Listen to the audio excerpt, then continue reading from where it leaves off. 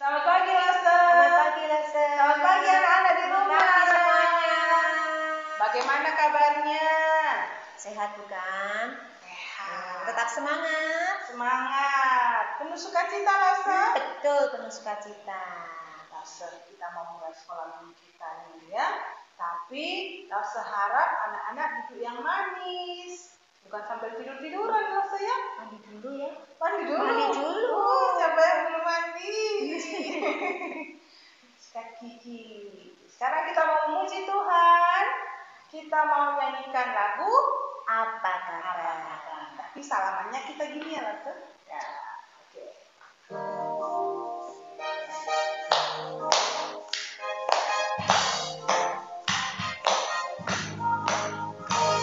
Apa kabar?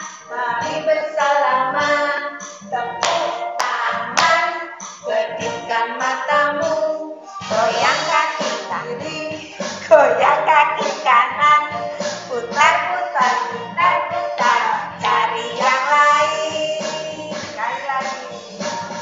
Apa kabar?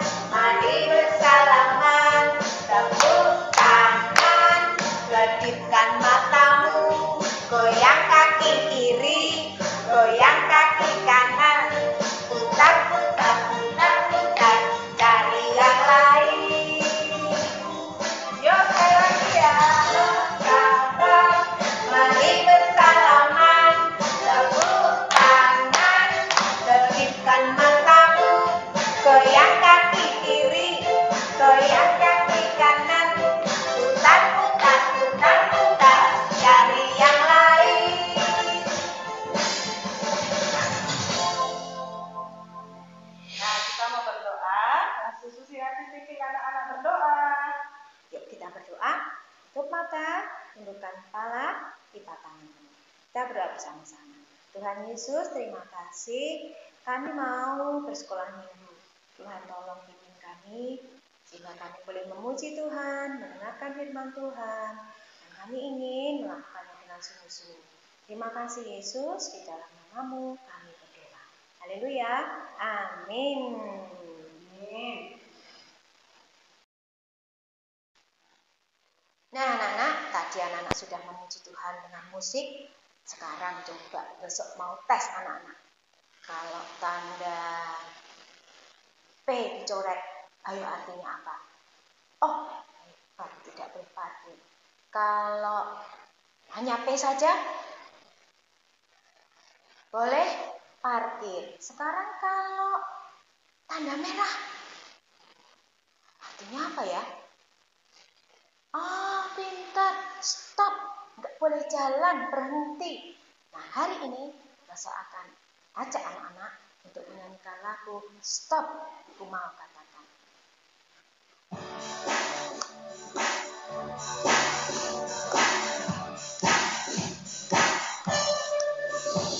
Stop, ku mau katakan apa yang Yesus buat bagiku. Stop, ku mau katakan apa yang Yesus buat bagiku. Ampuni dosaku, selamatkan jiwaku. Diami hatiku, suntik dalam terus oh, oh,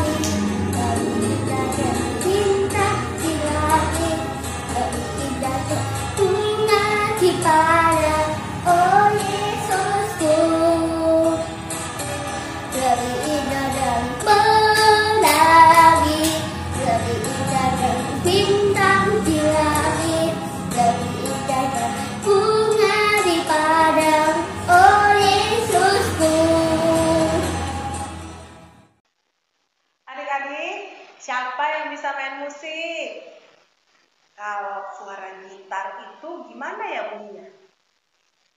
Jeng jeng jeng jeng jeng jeng jeng.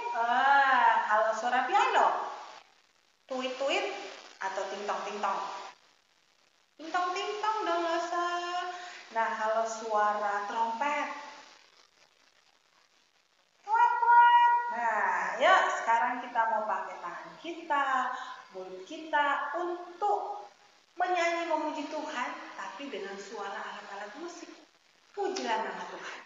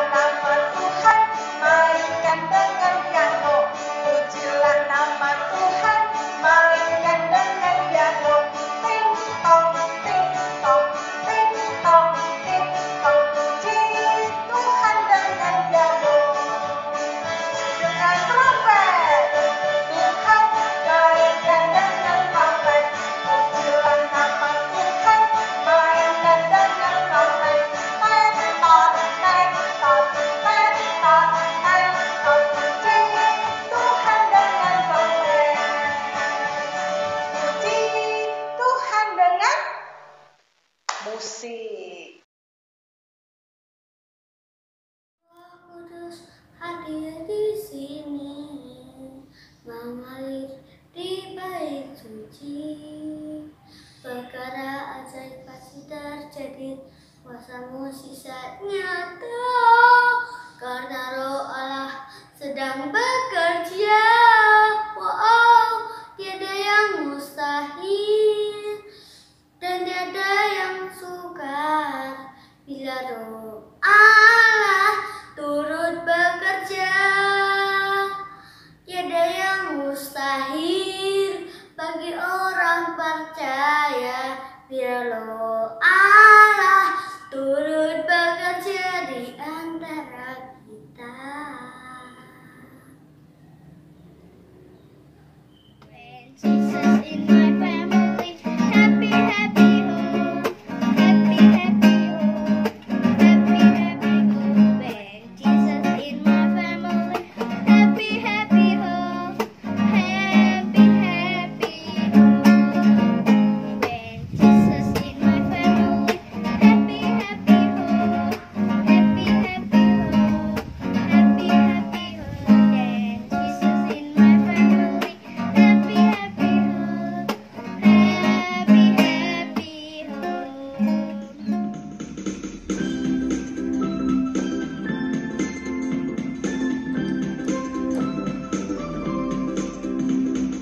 Yesus sayang padaku, Alkitab mengajarkan, walaupun kecil lemah, aku itu miliknya. Yesus Tuhanku, sayang padaku, itu firman-Nya di dalam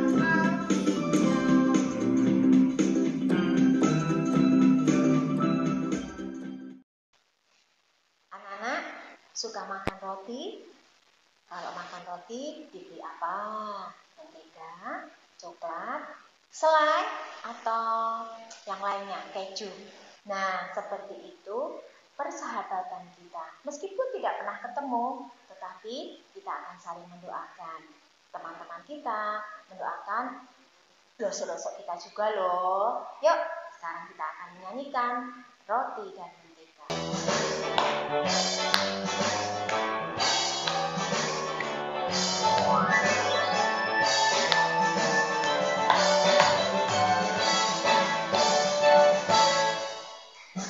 Kau temanku, temanku, kita selalu bersama, seperti mentega dengan roti. Kau temanku, temanku, kita selalu bersama, seperti celana dengan baju. Ku akan selalu mendukungmu, mendorongmu terus maju. Bila kau sedih, ku akan memelukmu dalam kasih. Kau temanku, temanku, kita selalu bersama, seperti mentega dengan roti.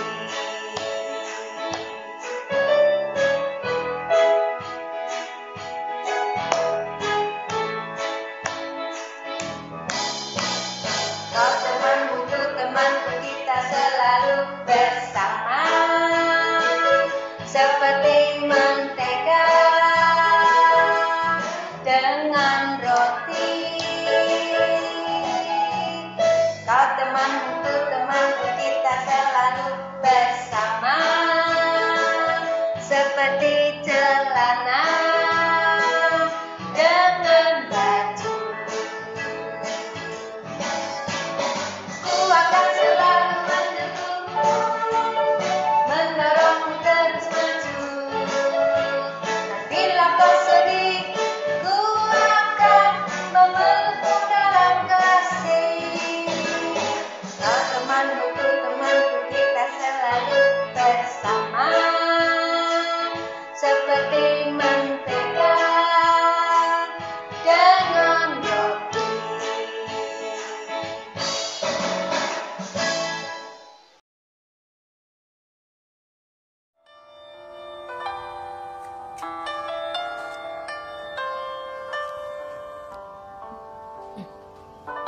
Tuhan tak pernah janji, langit selalu biru, tetapi Dia berjanji selalu menyertai. Tuhan tak pernah janji, jalan selalu rata, tetapi Dia berjanji berikan kekuatan. Jangan pernah menyerah, jangan terputus asa. Mujizat Tuhan ada saat hati menyembah. Jangan menyerah, jangan terputus asa. Mujizat Tuhan ada, dan percaya.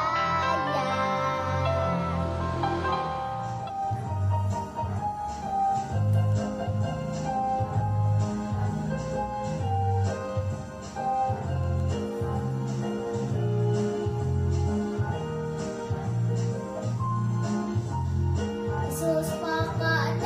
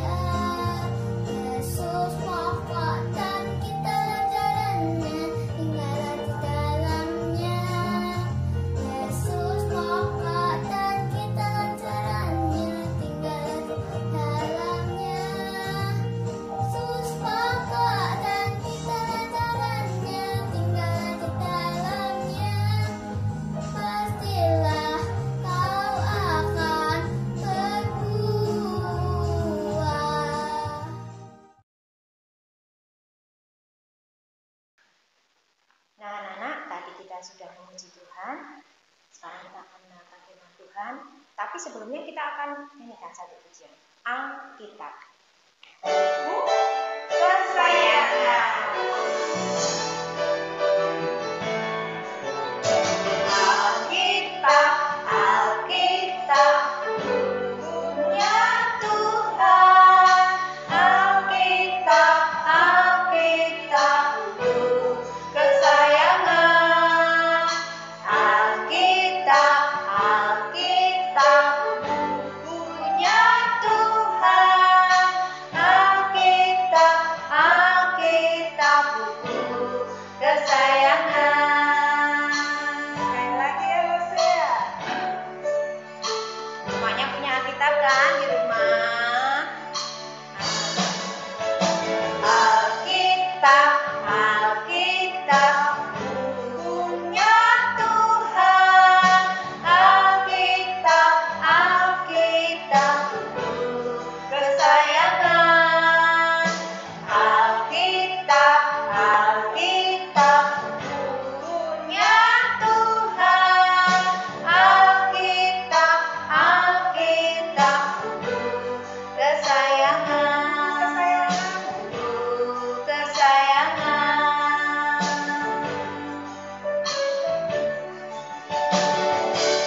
Ayo sekarang siapkan Alkitabnya. Kita mau mendengarkan firman Tuhan. Sebelumnya Esther mau ajak kita semua berdoa. Tuhan Yesus, sekarang waktunya kami mendengarkan firman Tuhan. Tolong bukakan hati kami dan pikiran kami supaya kami bisa mengerti kebenaran firman Tuhan. Tolong kami untuk juga melakukan firman ini hari lepas hari dalam kehidupan kami. Di dalam nama Tuhan Yesus kami berdoa. Amin. Shalom adik-adik yang dikasihi Tuhan. Sudah siap untuk mendengarkan firman Tuhan? Yuk kita rapiin dulu duduk kita. Duduk yang manis, jangan sambil tidur-tiduran. Kita mau persiapkan hati untuk membaca merenungkan firman Tuhan.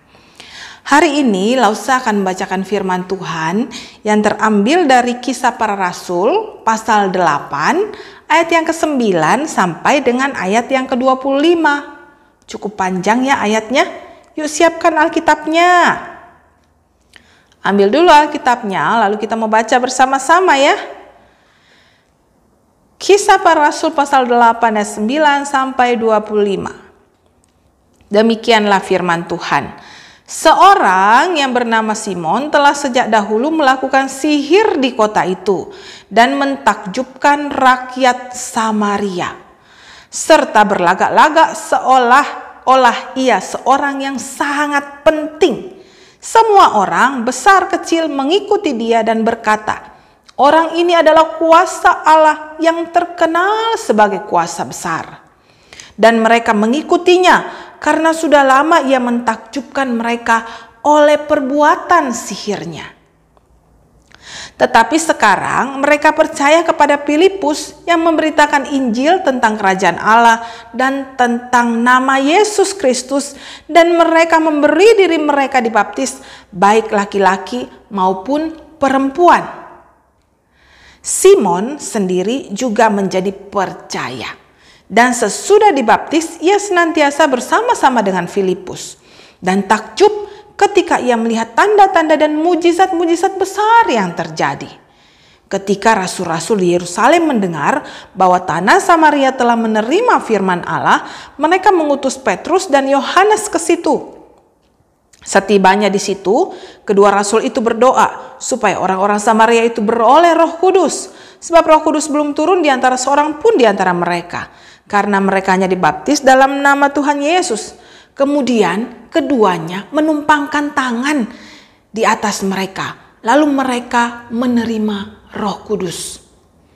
Ketika Simon melihat bahwa pemberian Roh Kudus terjadi oleh karena rasul-rasul itu menumpangkan tangannya, ia memberikan uang kepada mereka serta berkata, "Berikanlah juga kepadaku kuasa itu, supaya jika aku menumpangkan tanganku di atas seseorang, ia boleh menerima Roh Kudus.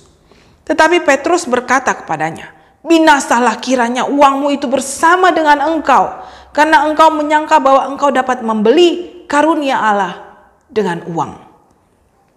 Tidak ada bagian atau hakmu dalam perkara ini, sebab hatimu tidak lurus di hadapan Allah.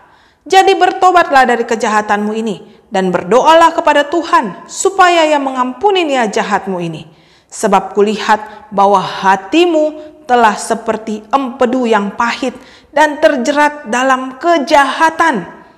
Jawab Simon, "Hendaklah kamu berdoa untuk aku kepada Tuhan, supaya kepadaku jangan kiranya terjadi segala apa yang telah kamu katakan itu."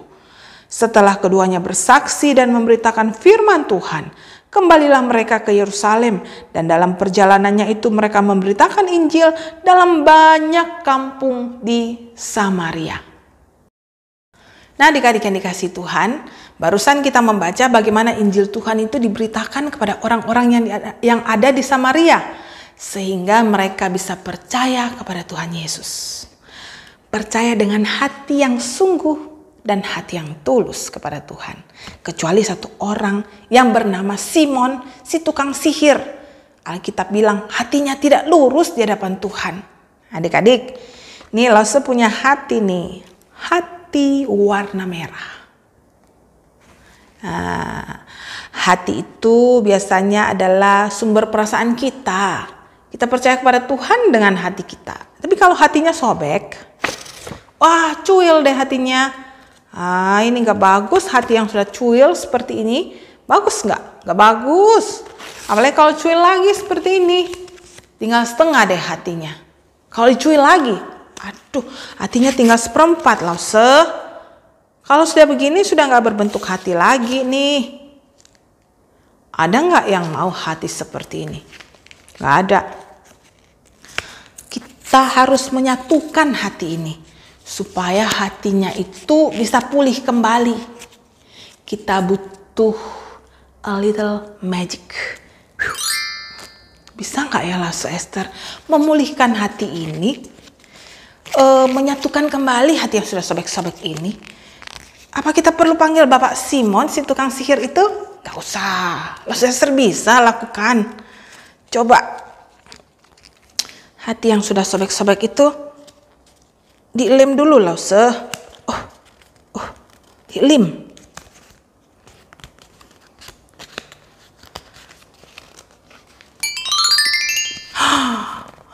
Hatinya bisa pulih kembali kayak gini adik-adik.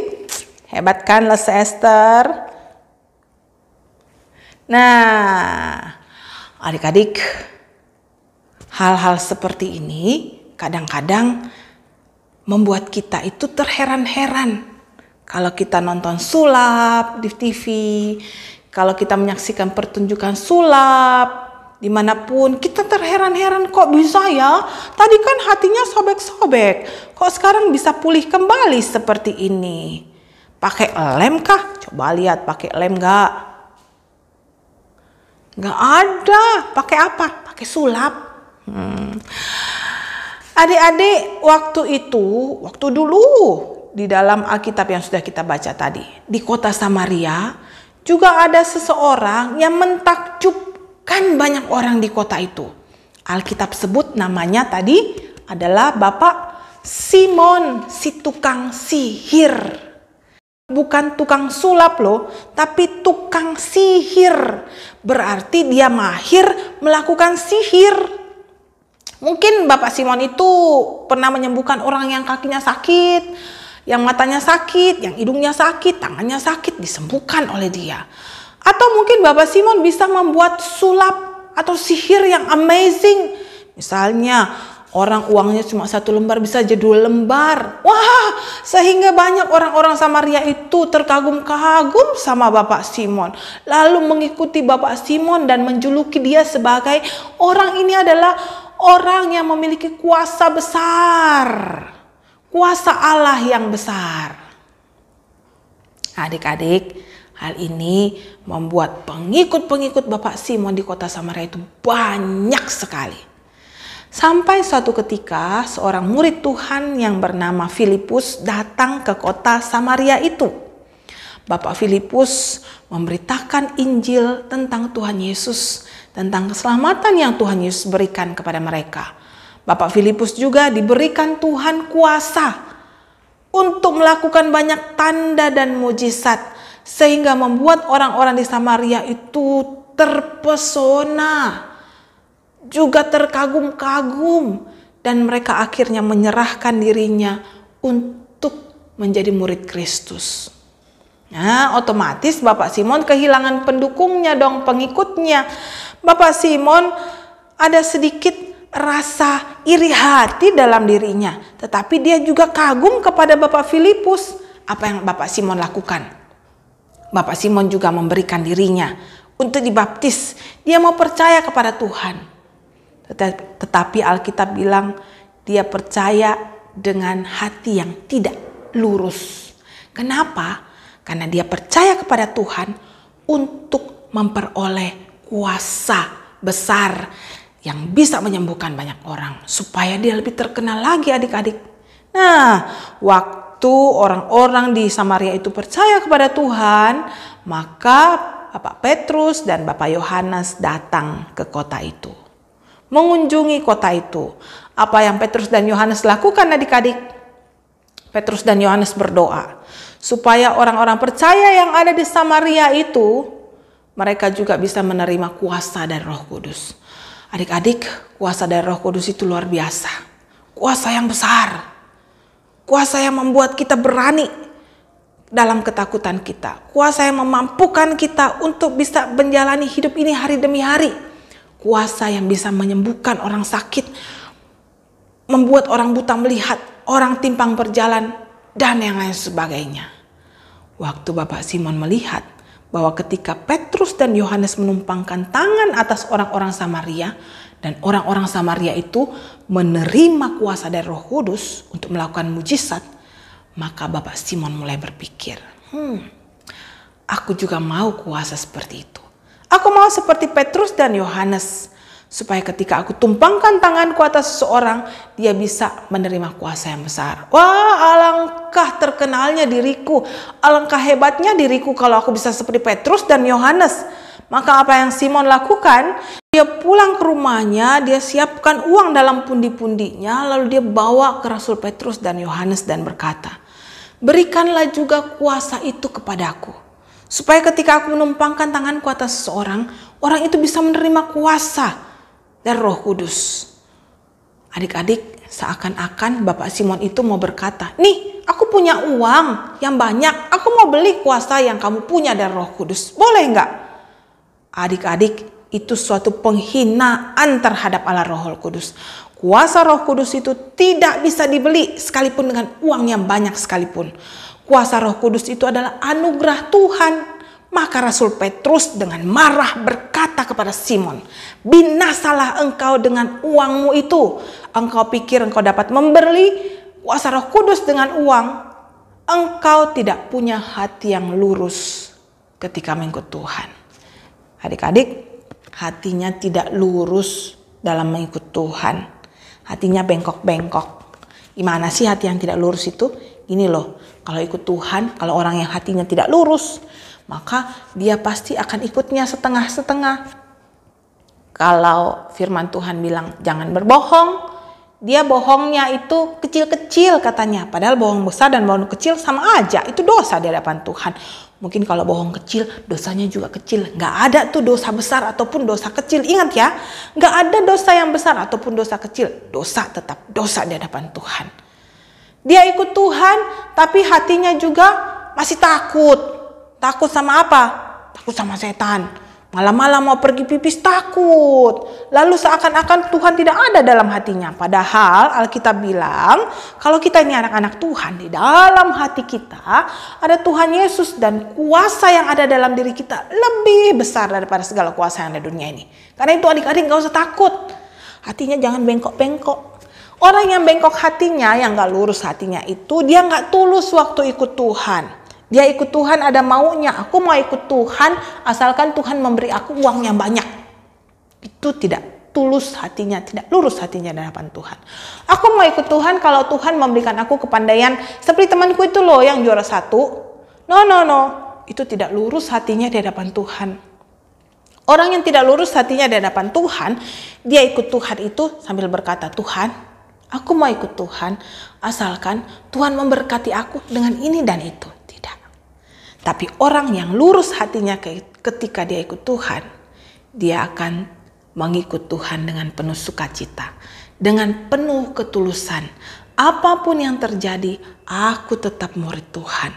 Dalam suka, duka, sakit ataupun senang, aku tetap murid Tuhan. Aku tetap mengiring Tuhanku. Itu anak Tuhan yang sejati, adik-adik. Nah, karena sudah Rasul Petrus marah sama Simon, ini Simon jadi takut. Tolong Bapak Petrus, jangan sampai yang kamu katakan itu terjadi padaku. Janganlah kiranya aku binasa. Berdoalah bagi diriku. Adik-adik, ceritanya stop sampai di situ. Gak tahu bagaimana nasib daripada Simon itu. Semoga dia bisa bertobat ya adik-adik. Hatinya yang bengkok bisa lurus kembali ketika ikut Tuhan. Cerita ini sebenarnya mau ngajarin kita tuh, supaya kita jangan seperti Bapak Simon. Dia sebenarnya orang yang sangat cinta uang. Dia suka uang. Makanya ketika pengikutnya banyak, dia pikir bisa dapat uang yang banyak. Aku mau punya pengikut yang banyak supaya uangku banyak. Dan dia ikut Tuhan juga untuk dapat uang yang banyak. Itu salah. Kita ikut Tuhan karena Tuhan cinta pada kita. Dan kita cinta sama Tuhan. Karena Tuhan sudah memberi yang baik untuk kita, yang terbaik buat kita. Kita juga dengan cinta yang besar ini mau memberikan yang terbaik buat Tuhan. Apa itu? Hati kita berikan untuk Tuhan. Kita mau berkata, Tuhan ini hatiku. Walaupun aku masih kecil, aku memberikan diriku yang terbaik buat Tuhan. Apa? Mulutku aku mau memuji Tuhan. Tanganku aku mau bekerja untuk Tuhan. Kakiku, aku mau berjalan mencari jiwa bagi Tuhan. Dimanapun aku berada, mulutku ini selalu mengucapkan kata-kata yang baik untuk sekitarku, supaya mereka mendapat berkat dari perkataanku. Aku mau menjaga pikiranku, supaya aku jauh dari iri hati dan cemburu. Tetapi pikiranku ini selalu tertuju bagaimana menyenangkan hati Tuhan. Itu anak Tuhan yang sejati adik-adik. So, mari kita belajar. Jangan seperti Bapak Simon, tapi jadilah murid-murid Tuhan yang sejati, seperti Bapak Petrus, Yohanes, dan Filipus. Selalu punya hati yang lurus, yang tulus di dalam mengikut Tuhan. Tuhan Yesus memberkati. Adik-adik, mari kita bersatu di dalam doa. Tuhan Yesus, tolong kami, sedari kami kecil saat ini, sampai kami besar, sampai kami tua, bahkan sampai kami mati nanti, kami mau menjadi murid-murid Tuhan yang sejati, yang setia, yang punya hati yang tulus dalam mengikut Tuhan. Jauhkan dari kami hati yang berbengkok-bengkok, dan luruskanlah hati kami, supaya saat ini, besok, dan seterusnya kami punya hati yang tulus mengikut Tuhan. Berkati anak-anakmu di rumah ketika sekolah secara online. Berikan kepandaian, kepintaran untuk mengikuti pelajaran dengan baik dan mengerti dengan baik pula. Berkati juga anak-anakmu dan juga orang tua serta keluarga mereka. Berikan kekuatan, kesehatan sehingga hari demi hari yang dilewati sungguh-sungguh menyadari kasih Tuhan bersama-sama dengan mereka. Kami juga berdoa Tuhan untuk masa-masa seperti sekarang ini, Tuhan tolonglah, berbelas kasihanlah kepada kami semua, supaya sakit penyakit ini, virus-virus yang jahat ini bisa segera berlalu, dan kami rindu untuk bisa kembali beribadah, bersekolah minggu di gereja kami. Terpujilah namamu ya Tuhan, dalam nama Tuhan Yesus kami berdoa. Amin.